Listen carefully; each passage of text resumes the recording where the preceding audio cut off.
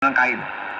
Ia memberontak terhadap segala sesuatu yang Tuhan coba ajarkan kepadanya dan mulai membangun seluruh peradaban berdasarkan tema pemberontakan terhadap Tuhan. Dan keadaannya semakin memburuk ketika kita sampai di pasal 6. Mari kita bersama-sama mempersiapkan Alkitab kita, baik cetakan maupun elektronik. Mari kita perhatikan Kejadian pasal yang ke-6.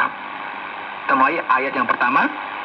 Ketika manusia itu mulai bertambah banyak jumlahnya di muka bumi, dan bagi mereka lahir anak-anak perempuan, maka anak-anak Allah melihat bahwa anak-anak perempuan manusia itu cantik-cantik. Lalu mereka mengambil istri dari anak perempuan-perempuan itu, siapa saja yang disukai mereka. Ini kita perhatikan ya, siapakah yang disebut anak-anak Allah yang kita baca tadi. Ini beberapa orang mengira atau berpikiran bahwa mereka adalah malaikat yang jatuh. Namun mereka tidak sesuai dengan deskripsi malaikat ya. Karena Yesus berkata, kalau kita perhatikan Matius 22 dan juga Markus 12, bahwa malaikat tidak menikah atau melahirkan, begitu ya, bereproduksi. Jadi diskusi ini membawa kita ke arah yang berbeda. Dan kita akan membahasnya dalam beberapa menit dalam sesi ketika kita sampai di tanya jawab. Jadi kita akan simak terus pembahasannya ya, jangan kemana-mana. Nah, secara seksual, anak-anak Allah mengambil anak-anak perempuan manusia sebanyak yang mereka mau. Ingat bahwa bigami telah dipraktekkan oleh Kain yang memiliki 2 istri. Dan sekarang selama periode pra air bah ini, tampaknya terjadi epidemi cinta bebas yang lebih merupakan kerusakan pernikahan sebagaimana yang diinginkan oleh Allah. Mari kita sambung lagi di ayat yang ketiga. Berfirmanlah Tuhan, rohku tidak akan selama-lamanya tinggal di dalam manusia. Manusia itu adalah daging, tetapi umurnya akan 120 tahun saja. Tuhan memberi umat manusia 120 tahun untuk bertobat dan kembali kepada kehidupan yang benar sebelum Tuhan menjatuhkan penghakimannya atas muka bumi. Itu mungkin terasa lama, tetapi waktu pada akhirnya habis bagi mereka. Dan Tuhan mungkin ya memberi kita waktu untuk merenungkan hidup kita dan kita mencarinya. Tetapi waktu juga akan habis bagi kita. Ayat 4. Pada waktu itu orang-orang raksasa ada di bumi. Dan juga pada waktu sesudahnya ketika anak-anak Allah menghampiri anak-anak perempuan manusia. Dan perempuan-perempuan itu melahirkan anak bagi mereka. Inilah orang-orang yang gagah perkasa di zaman purbakala. Orang-orang kenamaan. Ya, sekarang kita punya beberapa pertanyaan. Siapakah para Nefilim ini? Jelas mereka adalah ras raksasa dan manusia perkasa yang lahir dalam ras manusia. Masyarakat kuno ya, kita tahu memiliki kisah-kisah tentang raksasa, seperti misalnya Hercules. Dan di Alkitab kita lihat juga ada Goliat yang dikalahkan Daud, yang tingginya 9 kaki. Ini tak tahu seberapa kalau kita ukur ya. Dan kerangka manusia berukuran besar sebenarnya telah ditemukan oleh para arkeolog. Selain itu, kita akan mengabaikan topik ini karena apa? Ada hal-hal yang lebih penting untuk dipelajari dari Kejadian pasal 6. Daripada kita sibuk memikirkan ini kok ada raksasa, itu bagaimana bentuknya. Ya, mari kita lanjut ayat yang ke-5. Ketika dilihat Tuhan bahwa kejahatan manusia besar di bumi dan bahwa segala kecenderungan hatinya selalu membuahkan kejahatan semata-mata. Ya, kita lihat di sini kerusakan raksasa. Kerusakan yang besar. Manusia bukan berdosa karena ia berdosa. Ia berdosa karena ia berdosa secara alami dan tidak peduli seberapa besar atau kecil orang tersebut.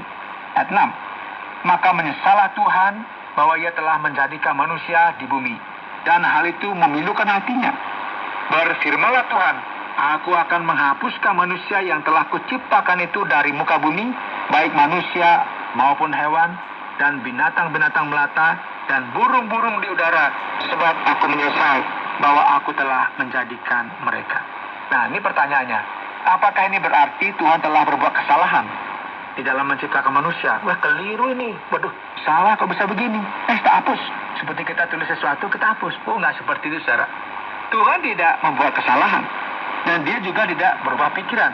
Karena Samuel mengingatkan Raja Saul, Tuhan bukanlah manusia yang harus ia sesali. Sebaliknya, saya percaya itu adalah Tuhan yang berduka atas orang-orang yang telah menjatuhkan penghakiman atas kepala mereka sendiri. Seperti orang tua yang mungkin menangisi anak yang suka memberontak dan selalu membuat masalah. Dan mungkin berpikir akan lebih baik jika mereka itu nggak usah dilahirkan ke muka bumi ini. Ya, sebenarnya mereka tidak benar-benar menginginkan anak itu celaka. Tapi secara emosional, mereka menyesalinya karena apa yang telah terjadi dalam kehidupannya. Ayat 8, tetapi Nuh mendapat kasih karunia di mata Tuhan. Nah, sekarang kita lihat beralih kepada Nuh dan keluarganya dan petunjuk yang diberikan Tuhan kepadanya. Ayat 9, inilah riwayat Nuh. Nuh adalah seorang yang benar dan tidak bercela di antara orang-orang sezamannya. Dan Nuh itu hidup bergaul dengan Allah. Ini bukan berarti Nuh sempurna. Nah, jangan pikir, dia sempurna, sudah jadi malaikat. Tidak seperti itu. Alkitab kemudian mencatat salah satu dosanya itu ada di pasal 9. Ketika ia mabuk. Ini harus kita pahami. Jangan kita lihat, nggak ada salahnya. Jadi kita tahu ini juga manusia biasa. Nuh itu mengasihi dan mentaati Tuhan sepanjang hidupnya. Dan dibandingkan dengan orang-orang lain di bumi, pada waktu itu ia terlihat cukup baik. Hal yang sama juga, saudara, berlaku bagi kita, karena tidak ada seorang pun yang sempurna. Tetapi kita akan mendapatkan kebaikan Tuhan selama kita berusaha mengikuti ajaran-ajarannya. Amin ya? Amin. Dan sahabat-sahabat yang saya kasihi di dalam Tuhan, kita tidak akan tahu apa ajaran-ajaran itu kecuali kita membaca firman-Nya.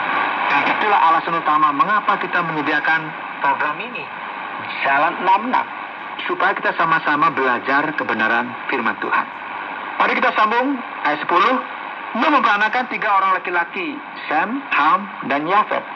Adapun bumi itu telah rusak di hadapan Allah dan penuh dengan kekerasan. Allah menilik bumi itu dan sungguhlah rusak benar. Sebab semua manusia menjalankan hidup yang rusak di bumi. Berfirmanlah Allah kepada Nuh, Aku telah memutuskan untuk mengakhiri hidup segala makhluk. Sebab bumi telah penuh dengan kekerasan oleh mereka. Jadi aku akan memusnahkan mereka bersama-sama dengan bumi. Buatlah bagimu sebuah bahtera dari kayu gofir. Bahtera itu harus kau buat berpetak-petak.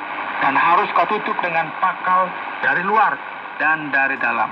Ya, kita nggak tahu apa itu kayu gofir ya. Mungkin sudah tidak ada lagi. Tetapi pastilah kayunya seperti cemara yang kuat, tak lama, atau mungkin seperti jati, kita nggak tahu. Nggak bisa lapuk begitu.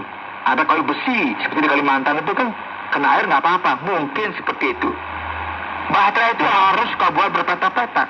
Harus kau tutup dengan pakal dari luar dan dalam. Beginilah engkau harus membuat bahtera itu 300 hasta panjangnya, 50 hasta lebarnya, dan 30 hasta tingginya. Buatlah atap pada bahtera itu dan selesaikan